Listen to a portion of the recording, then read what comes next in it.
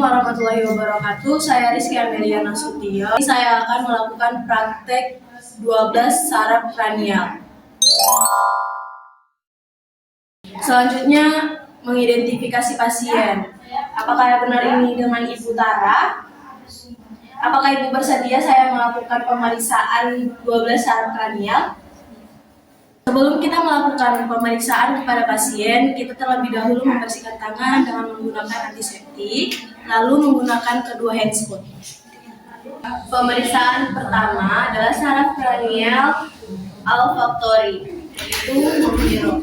Dan pertama kita mengecek menggunakan pen light bagian hidung apakah ada terdapat ingus atau polip.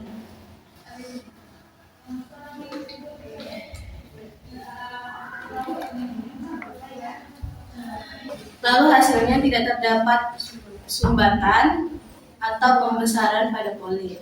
Kedua itu adalah pemeriksaan saraf kranial optikus, yang dimana kita menganjurkan atau meminta pasien untuk membaca buku isi hara. Baik Ibu, di sini Ibu bisa lihat ini angka berapa? 7. Ini 16. Selanjutnya ini angka 5. Oke, berarti hasilnya saraf optikus Ibu normal. Selanjutnya adalah pemeriksaan ketiga, yaitu pemeriksaan saraf kranial okulomotor, dan yang keempat ada pemeriksaan saraf kranial trochlear. Yang kelima itu adalah pemeriksaan saraf kranial abdusen, yang mana terdiri dari pemeriksaan gerak bola mata dan pemeriksaan kelopak mata serta pemeriksaan pupil. Yang pertama itu adalah pemeriksaan gerakan bola mata, yang dimana kita mengarahkan pasien untuk memandang jari kita. Apabila pasien mengikuti gerakan jari kita, berarti gerakan bola matanya normal. Ibu mengikuti gerakan jari saya ya Bu. Selanjutnya, oke, di sini hasilnya pergerakan bola matanya normal. Setelah itu adalah pemeriksaan bagian kelopak mata dengan cara mengetahui apakah ada celah di bagian mata, lalu tidak terlihat mengantuk, lalu konjungtivanya berwarna pink, itu menandakan bahwa kelopak mata normal. Setelah itu adalah pemeriksaan pupil menggunakan pen light.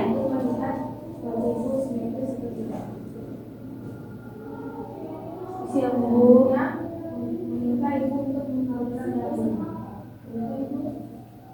Jadi pemeriksaan pupil mata dari pasiennya normal. Pemeriksaan saraf kranial yang keenam yaitu pemeriksaan trigeminal, yang dimana kita menganjurkan atau meminta pasien untuk menekan giginya sekuat-kuatnya, lalu kita melakukan penekanan di bagian temporalis dan di bagian masenta. Bu, tekan giginya. Hasilnya pasien melakukan penekanan dengan kekuatan besar dan tonusnya sama. Selanjutnya adalah pemeriksaan sensorik, yang dimana kita menggunakan jarum dan kapas, lalu meminta pasien untuk menebak antara kapas dan jarum terasa tajam dan halus. Selanjutnya meminta pasien untuk menutup kedua mata, lalu letakkan antara kapas dan jarum. Apakah terasa tajam dan halus? Ini tajam atau halus Bu? Halus. Tajam. Halus. Tajam. Halus. Tajam. Hasilnya Ibu dapat merasakan rangsangan halus dan tajam. Selanjutnya adalah refleks masenter, yang dimana kita meletakkan satu jari di bagian dagu Ibu, lalu anjurkan Ibu untuk membuka mulut. Kita melakukan pengetukan menggunakan refleks hammer. Jadi hasilnya Ibu melakukan pergerakan di bagian mulut Ibu. Selanjutnya pemeriksaan saraf kranial yang ketujuh yaitu fasialis, yang dimana meminta pasien untuk mengerutkan dahi, menaikkan alis, mengoncongkan mulut, dan smile light. Ibu coba kerutkan dahinya, naikkan alisnya, moncongkan bibirnya, dan smile. Hasilnya, ibu dapat melakukan gerakan anjuran dari perawat. Selanjutnya, pemeriksaan sensorik meminta ibu atau pasien untuk mengeluarkan lidah 2/3, lalu perawat meletakkan garam dan gula ke atas lidah ibu. Lalu anjurkan ibu untuk menutup kedua mata.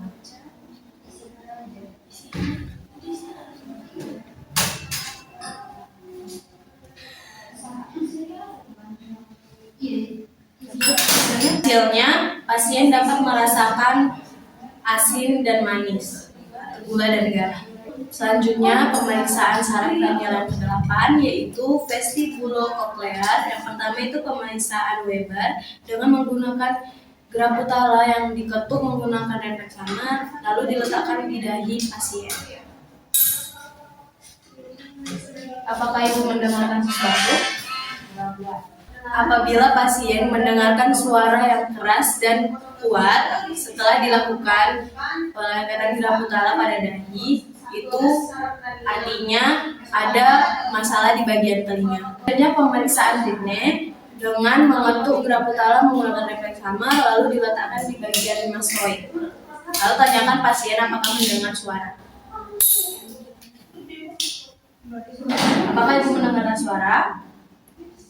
Selanjutnya pemeriksaan sobek, yang dimana kita mengetuk graputala menggunakan refleks samar, lalu didengarkan ke pasien, lalu ke kita, ke pasien, lalu sambil tanyakan apakah ibu mendengarkan suara.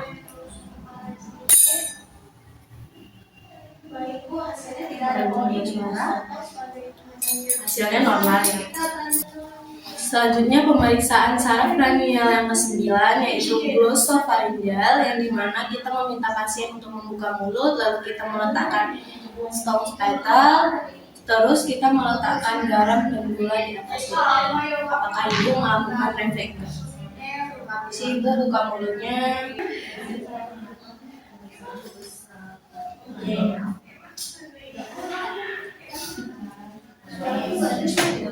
Ibu melakukan refleks juga, berarti itu normal. Selanjutnya adalah saraf kranial ke-10 yaitu vagus. Di sini kita meminta ibu untuk membuka mulut, kita menggunakan alat stop spatel, lalu anjurkan ibu menyuarakan suara A. Bu, buka mulutnya, lalu bilang A. Hasilnya, apabila pasien melakukan atau merasakan refleks muntah, berarti itu normal. Selanjutnya pemeriksaan saraf kranial yang ke-11 yaitu aksesorius. Yang pertama itu adalah musculostrategius, menganjurkan pasien untuk mengangkat bahunya, lalu kita melakukan penekanan untuk mengetahui simetris atau kekuatan pada bahu si pasien. Ibu angkat bahunya. Oke, hasilnya adalah bahu ibu terlihat simetris dan kekuatan di bagian bahu kanan dan kiri simetris. Selanjutnya adalah musculus sternocleidomastoideus, yang dimana kita menganjurkan pasien untuk melihat kanan kiri lalu melakukan penahanan di bagian sebaliknya, dan tangan kiri diletakkan di bagian otot leher. Ibu tolong lihat kanan dan sebaliknya. Hasilnya pasien melakukan penahanan pada otot rahang. Selanjutnya saraf kranial yang ke-12 yaitu hipoglossus, yang dimana kita menganjurkan pasien untuk menekan bagian pipi menggunakan lidah, lalu kita melakukan penyentuhan di bagian lidah yang menonjol. Ibu, izin Bu.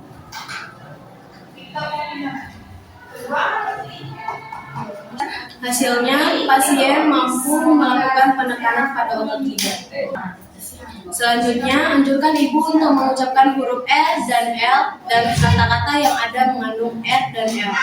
Baik ibu ikuti saya ya Bu. R, L, rakus, lemari, L, N. Hasilnya ibu dapat mengucapkan R dan L.